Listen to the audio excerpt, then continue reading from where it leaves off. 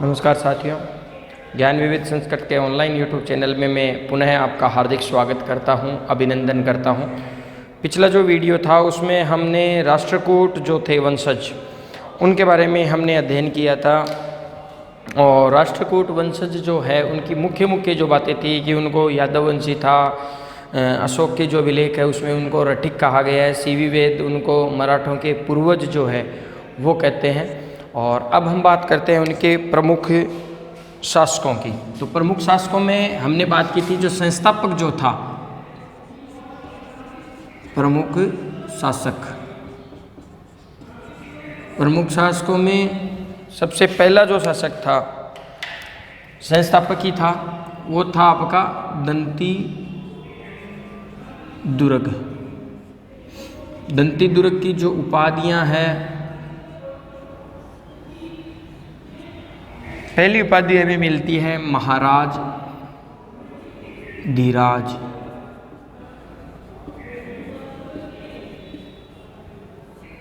महाराज धीराज।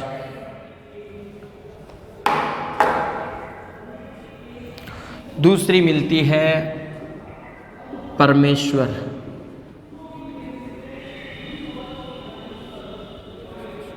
तीसरी उपाधि मिलती है इनकी पृथ्वी वल्लभ।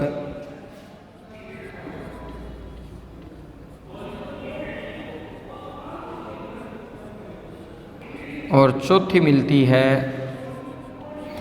दक्षिण वालों के थोड़े से नाम अजीब से ही होते हैं, है ना, खड्गावलोक।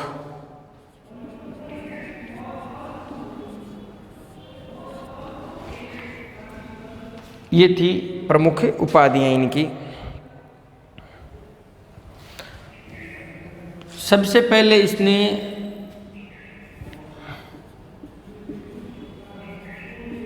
सिंध में अरबों को पराजित किया।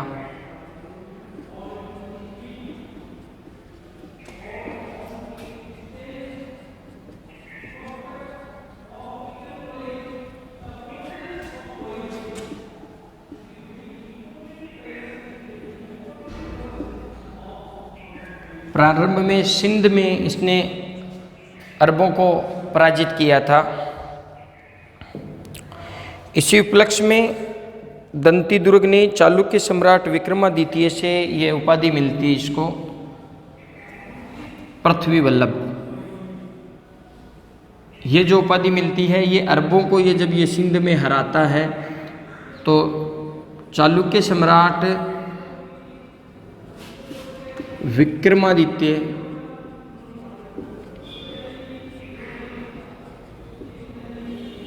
इसको यह उपाधि देता है।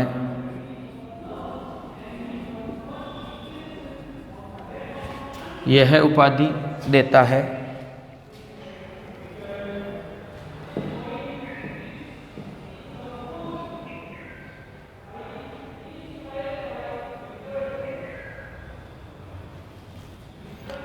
यह उपाधि भी यही देता है भाई। और इसका जो कांची अभियान था,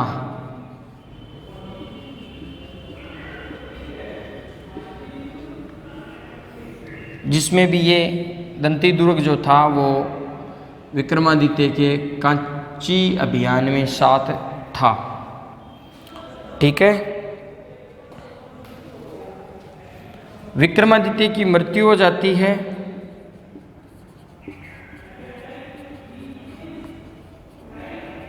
मृत्यु के पश्चात ये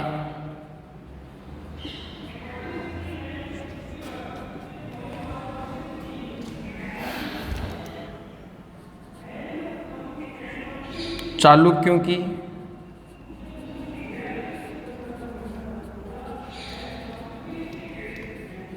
अधीनता त्याग देता है।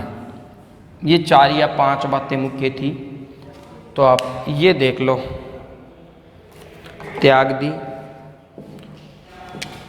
इसका जो राज्यारोहण है,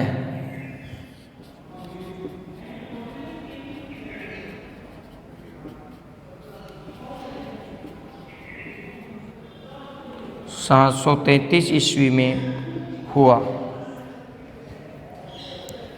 संजन ताम्रपत्र के अनुसार इसने उज्जैन पर अधिकार भी कर लिया गया था। ये हमें जानकारी मिलती है संजन ताम्रपत्र में। इसने उज्जैन पर अधिकार कर लिया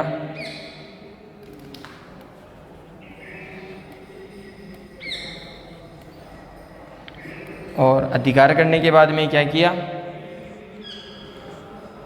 हिरण्यगर्भ दान जो है यज्ञ वो किया था।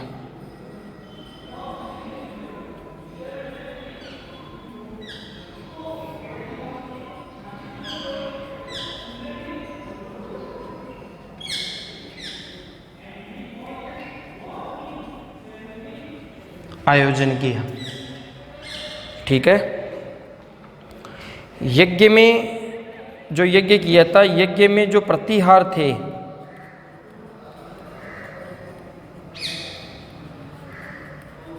प्रतिहारों को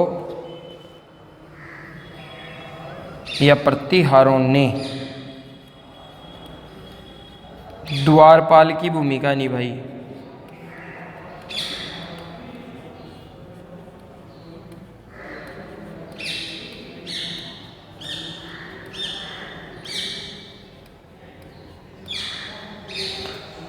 द्वारपाल की भूमिका निभाई। ठीक है। तुल्ला पुरुष दान यज्ञ भी इसने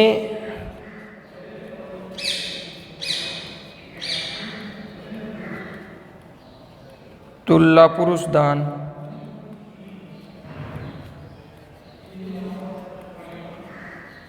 यज्ञ भी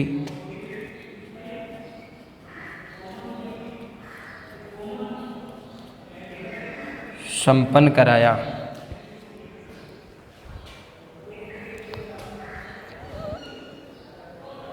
और एक चीज़ और करवाता है, ये यहाँ लिख रहा हूँ, इसने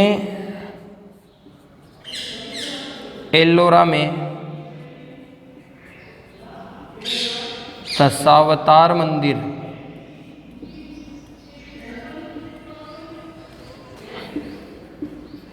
का भी निर्माण कराया। ये है आपका दंती दुर्ग। निर्माण करवाया या कराया था, बस ये आपका दंती दुर्ग है। इसके बाद में हम प्रमुख जो शासक है कृष्ण प्रथम, जिसकी 2 बातें या 3 बातें हम पढ़ेंगे। एक बार फिर से आप देख लीजिएगा दंती दुर्ग के बारे में। संस्थापक था, ठीक है। उपाधियां थी महाराज धीराज, परमेश्वरम, पृथ्वी वल्लभ और खंडगावलोक। सबसे पहले ये प्रारंभ में सिंध में अरबों को ये पराजित करता है। इसके उपलक्ष्य में इसको 2 उपाधियां मिलती है, पृथ्वी वल्लभ और खंडगावलोक। ये देने वाला होता है चालुक्य शासक जो विक्रमादित्य ने यह उपाधि देता है। दंती दुर्ग जो है इसके एक कांची अभियान करता है ये चालुक्य विक्रमादित्य। इस अभियान में भी दंती दुर्ग जो है वो साथ रहता है। विक्रमादित्य की जब मृत्यु हो जाती है तो मृत्यु के बाद में इसकी अधीनता स्वीकार त्याग देता है और स्वयं शासक बन जाता है। मैंने बताया था कि चालुक्य वंशों जो के पतन का कारण यही थे और इसकी मृत्यु के बाद में ये इसको त्याग देता है, चालुक्यों की अधीनता को त्याग देता है। ठीक है। इसका जो राज्यारोहण हुआ था वो 733 ईस्वी में हुआ था। संजन जो ताम्रपत्र है उस पर हमें ये मिलता है कि उसने उज्जैन पर अधिकार कर लिया था और उज्जैन पर अधिकार करने के बाद में इसने वहाँ पर एक यज्ञ का आयोजन किया गया था। उस यज्ञ का नाम था हिरण्यगर्भ यज्ञ। ठीक है। और इस यज्ञ में जो प्रतिहार जो थे उन्होंने द्वारपाल, जो बाहर चौकीदार जो होते हैं, द्वारपाल की भूमिका निभाई थी। ये देखो लिखा हुआ है, यज्ञ में प्रतिहारों ने द्वारपाल की भूमिका निभाई थी। द्वारपाल को आप अंडरलाइन कर लेना, ये किसने निभाई थी? प्रतिहारों ने निभाई थी। हिरण्यगर्भ दान ये यज्ञ करता है और यहाँ पर एक यज्ञ और करता है तुल्ला पुरुष दान, यानी धन जो है वो एक तुल्ला जो होता है, जो तकड़ी जिसे हम कह सकते हैं, या जिस पे सामान वगैरह तोला जाता है, तराजू जिसे हम कह सकते हैं। तो तराजू पे एक तरफ अपना वजन और दूसरी तरफ उसके बदले में अनाज या धन वगैरह, सोना चांदी या रजत मुद्राएं जो होती थी उससे। तो ये तुल्ला पुरुष दान जो है उसका भी ये आयोजन करवाता है, यज्ञ भी संपन्न करवाया था। और एक प्रमुख बात आती है इसकी कि एलोरा में ये दशावतार जो मंदिर है इसका भी इसने निर्माण करवाया था। ये था प्रमुख जो शासक जा संस्थापक जो था दंती दुर्ग आपका। इसके बाद में दूसरा शासक आपका बनता है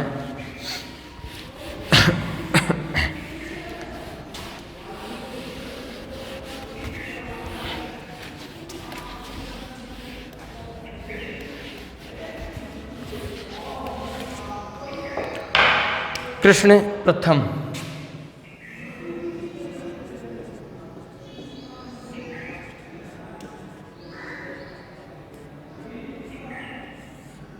कृष्ण प्रथम, इसकी 2 या 4 बातें हैं।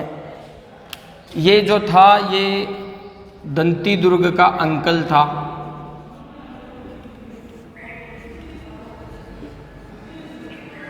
चाचा था।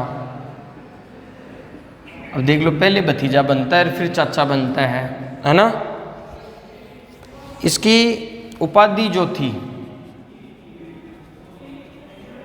2 उपाधियां इनकी मिलती है। एक मिलती है शुभ तुंग और एक मिलती है अकाल वर्ष। 2 उपाधियां इसकी मिलती है हमें।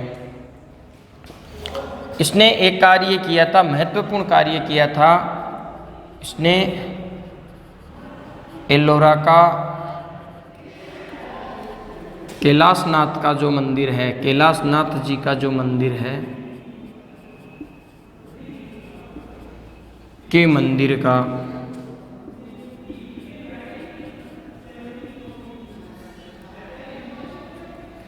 निर्माण करवाया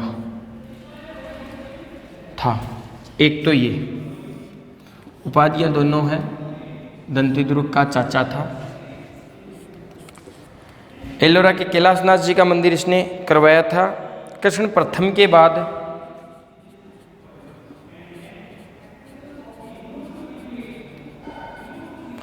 बाद एक शासक बनता है, गोविंद द्वितीय शासक बनता है।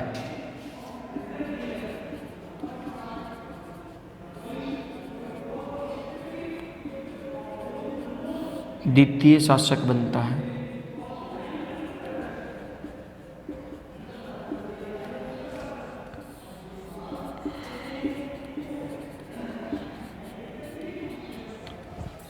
कृष्ण प्रथम के बाद गोविंद द्वितीय शासक बनता है और इसकी उपाधि होती है प्रभूत वर्ष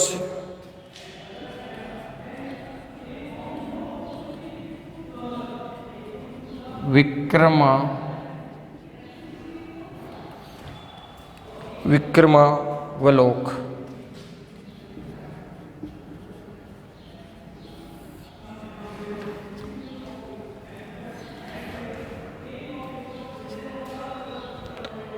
ये था कृष्ण प्रथम। बस इतनी सी बात ध्यान में रखनी है, बहुत 2-2, 4-4 बातें ध्यान में रखनी है।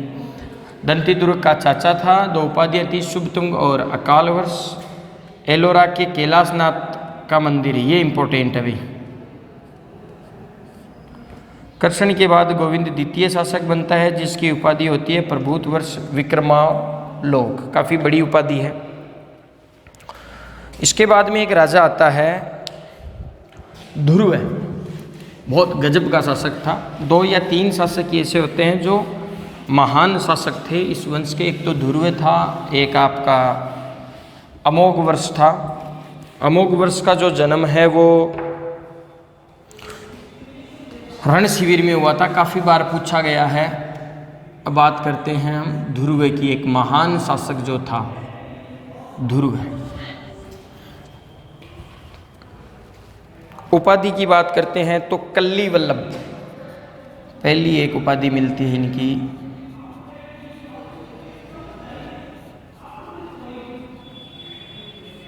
कल्ली वल्लभ, कल्ली वल्लभ। निरुपम,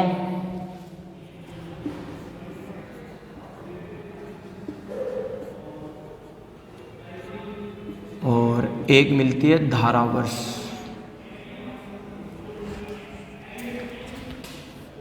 इसके समय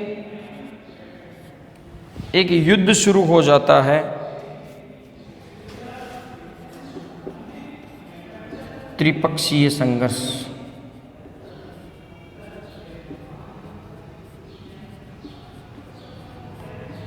होता किन किन के मध्य है? बंगाल के पाल होते हैं,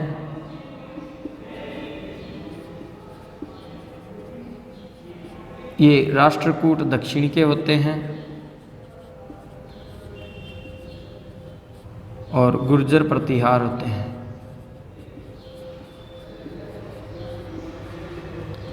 इन तीनों के मध्य होता है। और किसको लेकर होता है? कन्नौज को लेकर होता है। कन्नौज पर इंदिरा युद्ध या एक चक्रायुद्ध होता है। निर्बल शासक होते हैं, और इसके लिए ये त्रिपक्षीय जो संघर्ष है वो होता है। किसके समय ये अगर आ जाता है प्रश्न कि किसके समय शुरू हुआ था, तो त्रिपक्षीय जो संघर्ष है वो ध्रुव के समय प्रारंभ होता है। इसने सर्वप्रथम, ये ध्यान में रखना भी, इसने सर्वप्रथम उत्तर पश्चिम अभियान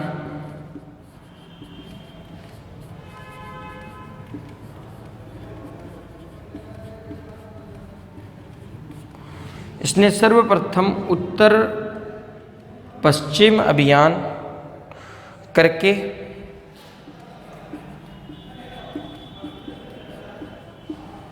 प्रतिहार शासक, इसके समकालीन अगर क्वेश्चन पूछ ले तो प्रतिहार शासक होता है वत्सराज। ये ध्यान में रखना भाई कि अगर ये क्वेश्चन आ जाता है कि ध्रुव के समकालीन शासक कौन था, है ना, प्रतिहार शासक कौन था, तो वत्सराज। और इसी समय बंगाल का पाल शासक होता है, पाल शासक होता है, कौन होता है? धर्मपाल। ये दोनों व्यक्तियों के नाम आप ध्यान में रखना। को पराजित किया,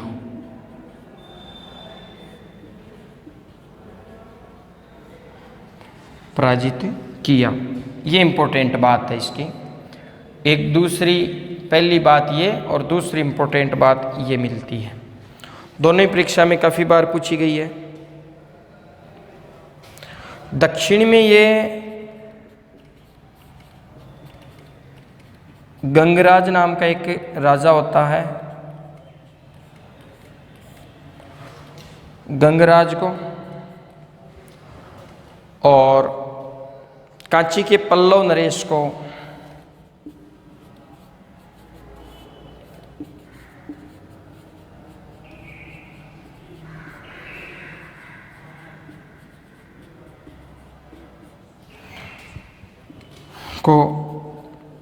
पराजित किया।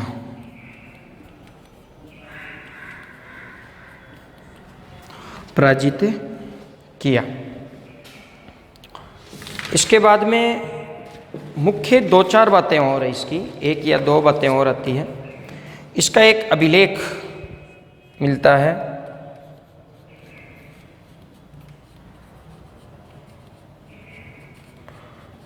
अभिलेख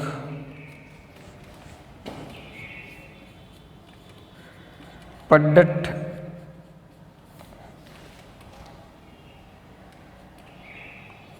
से मिलता है,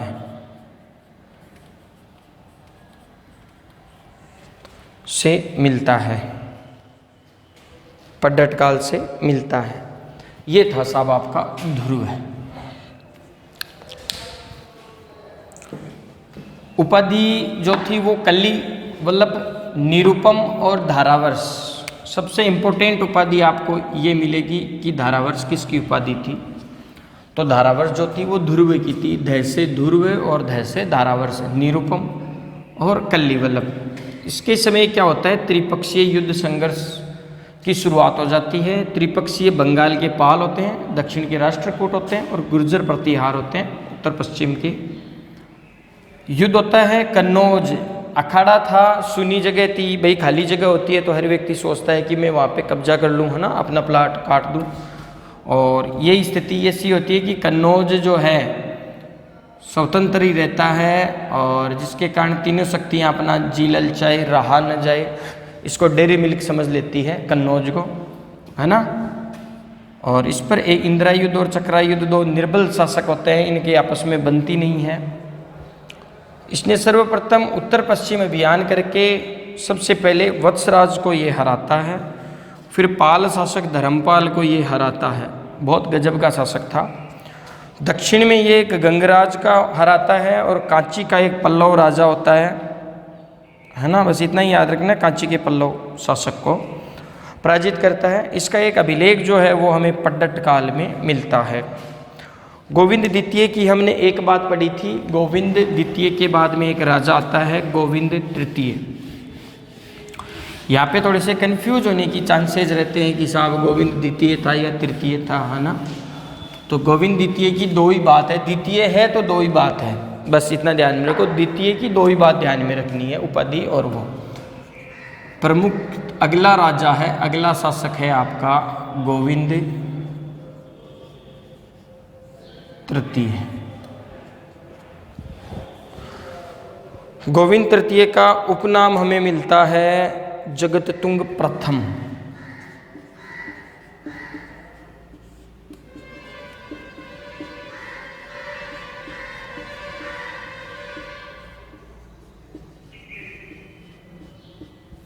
जगततुंग प्रथम, तुंग इनके बताया था कि आदि वो गुरु थे या क्या थे, जो भी थे। उपाधि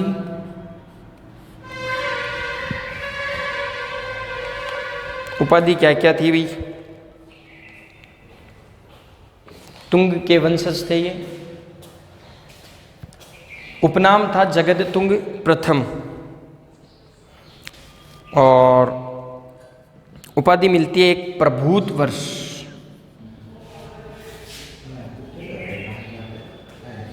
प्रभूत वर्ष। दूसरी मिलती है इसकी पृथ्वी वल्लभ। पृथ्वी वल्लभ से ही तीसरी उपाधि याद रह जाएगी आपको, श्री वल्लभ।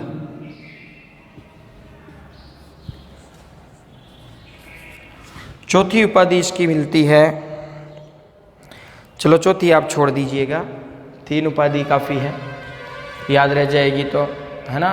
और तुंग इनके वंशज, तुंग के वंशज भी होते हैं ये, है ना। उपाधि प्रभूत वर्ष, पृथ्वी वल्लभ और श्री वल्लभ। ये शक सावंत को में निर्गत राधनपुर एवं वाणी विदिनी जो आपका अभिलेख है, इसके अभिलेख मिलते हैं। अभिलेख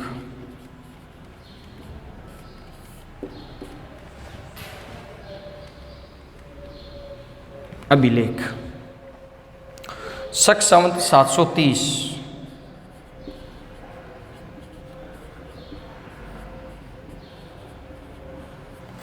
शक संवत मैंने बताया था, शक जो संवत है अपनी राष्ट्रीय संवत है, और इसकी डेट है 78। विक्रम जो संवत है इसे मालव संवत भी कहते हैं, इसकी डेट है 57 या 58। उस समय दोनों को अगर जोड़ते हैं ना तो 100 और कुछ आती है। ये काफ़ी बार हिंदी साहित्य का ये क्वेश्चन था। तो शक संवत 730 थी, तो इसमें आप 78 जोड़ दीजिएगा प्लस 78, 7 3 10 1 0 808। तो 808 ईस्वी का था ये। में निर्गत होता है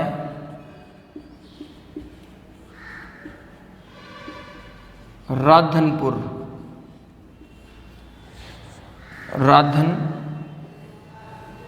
राधनपुर एवं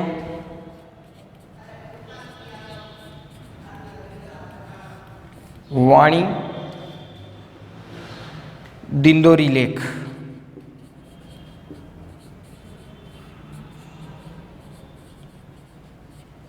वाणी दिंडोरी लेक ये दोनों किसके हैं? गोविंद भाई साहब के हैं। और गोविंद भाई साहब भी कौन से?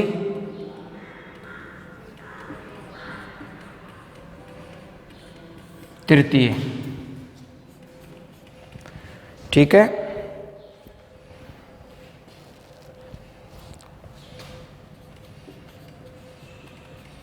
विशेष में अगर बात करते हैं तो इतना बड़ा साम्राज्यवादी शासक था,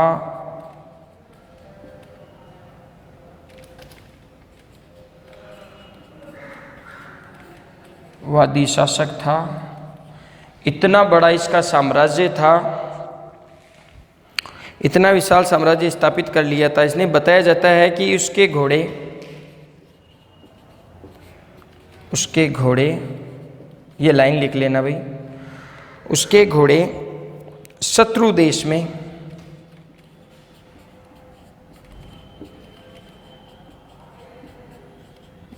पदार्पण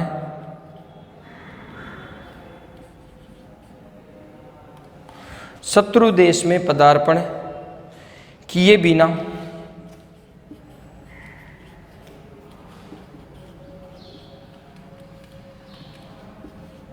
हिमालय से कन्याकुमारी, कश्मीर से कन्याकुमारी, कश्मीर से कन्याकुमारी या हिमालय से कन्याकुमारी तक दौड़ सकते थे।